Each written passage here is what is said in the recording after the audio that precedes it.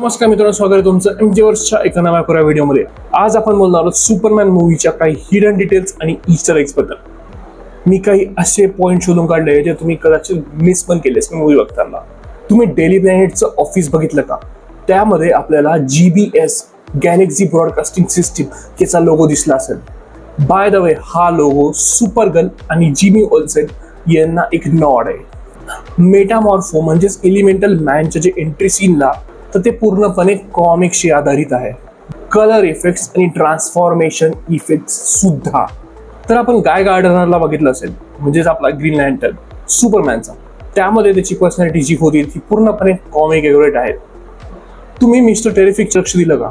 तिथे काही fair प्लेचे signs होते, हे पूर्णपणे कॉमिक ॲक्युरेट आहे। सर्वात इंटरेस्टिंग गोष्ट म्हणजे कॅमिओज। शॉन गन याने मॅक्सवेल लॉर्डचा कॅमिओ केलेला आहे आणि अर्थातच John Cena as peace maker baby finally म्हणजे आपल्याला बघायला भेटतं। मला वाटलंच होतं की आज पीस मेकर येणार आहे आणि पीस मेकर आला। सुसाईड स्क्वॉड आणि पीस मेकर यांची लिंकिंग किंवा कनेक्टिव्हिटी दाखवून देते सुपरमॅन या मूवी सोबत। तर हे होते काही डिटेल्स आणि काही ईस्टर एग्स। चला तर भेटूया उद्या एका नव्या व्हिडिओमध्ये। Bye bye.